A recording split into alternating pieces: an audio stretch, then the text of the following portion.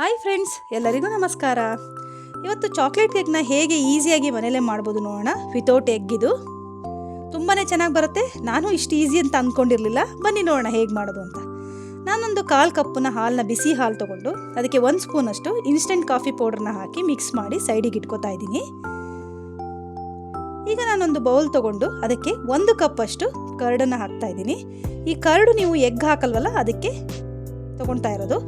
ಹಾಗೆ 3/4 ಕಪ್ಪು ಸಕ್ಕರೆನ ಹಾಕಿ ಚೆನ್ನಾಗಿ ತಿರ್ಸ್ಕೊಳ್ಳಿ.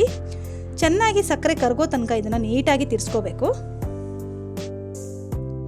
ಆವಾಗ ಮೊಸರು ಕೂಡ ತುಂಬ ಚೆನ್ನಾಗಿ ಒಂಥರ ಬಟ್ರ್ ಥರ ಕ್ರಿಯೇಟ್ ಆಗುತ್ತೆ. ಈಗ ನನಗೆ ಅದಕ್ಕೆ 1/4 ಕಪ್ಪಷ್ಟು ಆಯಿಲ್ ಹಾಕ್ತಾ ಇದ್ದೀನಿ. ಹಾಗೆ 1 ಸ್ಪೂನಷ್ಟು ವೆನಿಲಾ ಎಸೆನ್ಸು, ಹಾಗೆ ನಾನು ಮಿಕ್ಸ್ ಮಾಡಿಟ್ಕೊಂಡಿರುವ ಇನ್ಸ್ಟೆಂಟ್ ಕಾಫಿ ಡಿಕಾಕ್ಷನ್ನ ಹಾಕ್ತಾ ಇದ್ದೀನಿ. ಇದನ್ನು ಹಾಕೋದ್ರಿಂದ ನಿಮ್ಮ ಕೇಕು ಒಂಥರ ಚಾಕ್ಲೇಟಿಯಾಗಿ ತುಂಬ ಚೆನ್ನಾಗಿ ಬರುತ್ತೆ. ಹಾಗೆ 1 ಕಪ್ಪು ಮೈದಾ ಫ್ಲೋರ್ ತೊಗೊಂಡಿದ್ದೀನಿ, ಮೈದಾ ಹಿಟ್ಟನ್ನು. ಹಾಗೆ 1/4 ಕಪ್ಪಷ್ಟು ಕೋಕೋ ಪೌಡರು, 1/4 ಕಪ್ಪು ಮಿಲ್ಕ್ ಪೌಡ್ರ್ ನಾನು ಹಾಕ್ತಾ ಇದ್ದೀನಿ. ಈ ಥರ ಹಾಕೋದ್ರಿಂದ ಅದರದ್ದು ಟೇಸ್ಟ್ ತುಂಬ ಎನ್ಹ್ಯಾನ್ಸ್ ಆಗಿ ಬರುತ್ತೆ. ಇದು ಆಪ್ಷನಲ್ಲು, ನಿಮಗೆ ಬೇಕಾದರೆ ಹಾಕ್ಬೋದು. ಇದಿಲ್ಲದೇನೂ ಕೂಡ ನೀವು ಚಾಕ್ಲೇಟ್ ಕೇಕ್ನ ಮಾಡ್ಬೋದು. ಇದಕ್ಕೆ ನೀವು ಬೇಕಾದರೆ ಚಾಕ್ಲೇಟ್ ಚಿಪ್ಸ್ ಕೂಡ ಇದ್ದರೂ ಕೂಡ ಹಾಕ್ಕೋಬೋದು. ಸಣ್ಣ ಸಣ್ಣ ಚಾಕ್ಲೇಟ್ ಪೀಸಸ್ನ ನೀವು ಹಾಕ್ಬೋದು. ತುಂಬಾ ಚೆನ್ನಾಗಿರುತ್ತೆ. ಮಧ್ಯೆ ಮಧ್ಯೆ ಸಿಗ್ತಾ ಇರುತ್ತೆ, ಅದು ಜ್ಯೂಸಿಯಾಗಿ. ಬೇಕಂದರೆ ಆ್ಯಡ್ ಮಾಡ್ಕೋಬೋದು.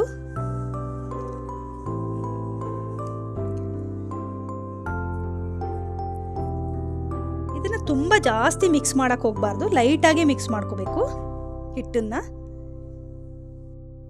1 ಸ್ಪೂನು ಬೇಕಿಂಗ್ ಪೌಡರು, ಹಾಗೆ 1/4 ಸ್ಪೂನು ಬೇಕಿಂಗ್ ಸೋಡಾನ ಸೇರಿಸ್ಕೊಂಡು ತುಂಬ ಜೆಂಟಲಾಗಿ ಮಿಕ್ಸ್ ಮಾಡಬೇಕು. ಜಾಸ್ತಿ ಮಿಕ್ಸ್ ಮಾಡಬಾರ್ದು ಇದನ್ನು.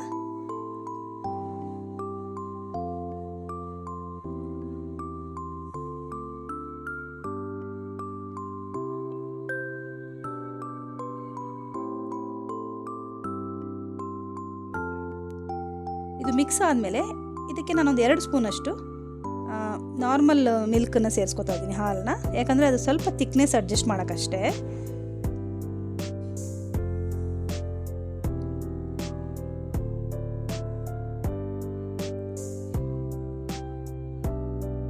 ಈಗ ಇದನ್ನು ಒಂದು ಮೌಲ್ಡಿಗೆ ಹಾಕೋಣ. ಮೌಲ್ಡನ್ನು ನೀವು ಸ್ವಲ್ಪ ಆಯಿಲ್ ಹಾಕಿ ಗ್ರೀಸ್ ಮಾಡ್ಕೊಳ್ಳಿ. ಕೆಳಗಡೆ ಬಟರ್ ಪೇಪರ್ ಇಟ್ಕೊಂಡು ಈಗ ಇದನ್ನು ಮೌಲ್ಡಿಗೆ ಹಾಕ್ಬಿಟ್ಟು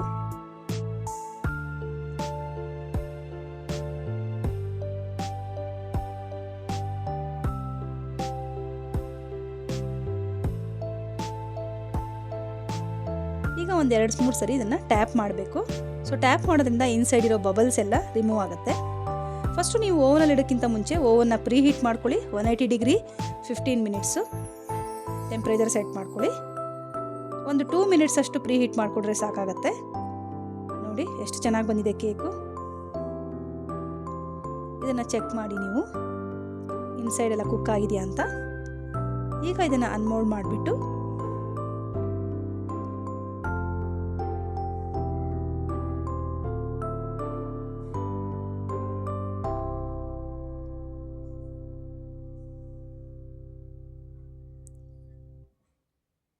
ತುಂಬಾ ಸಾಫ್ಟಾಗಿ ಸ್ಪಾಂಜಿಯಾಗಿ ಬಂದಿದೆ.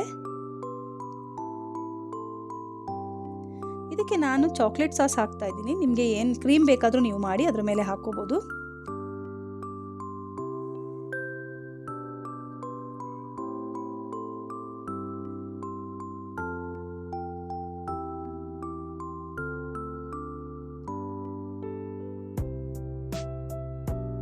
ನೋಡಿ, ಟೇಸ್ಟಿಯಾದಂತಹ ಚಾಕ್ಲೇಟ್ ಕೇಕ್ ರೆಡಿ ಆಯಿತು. ತುಂಬಾ ಈಸಿ ಇದು ಮಾಡೋದು.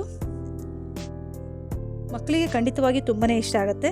ಇದನ್ನು ಟ್ರೈ ಮಾಡಿ. ನಿಮಗೆಲ್ಲರಿಗೂ ಈ ರೆಸಿಪಿ ಇಷ್ಟ ಆದರೆ ನನ್ನ ಈ ರೆಸಿಪಿನ ಲೈಕ್ ಮಾಡಿ, ಹಾಗೂ ನನ್ನ ಚಾನಲ್ನ ಸಬ್ಸ್ಕ್ರೈಬ್ ಮಾಡಿ. ನಿಮ್ಮ ಫ್ರೆಂಡ್ಸ್ಗಳಿಗೂ ಕೂಡ ಈ ರೆಸಿಪಿನ ಶೇರ್ ಮಾಡಿ. Thank you. Thanks for watching.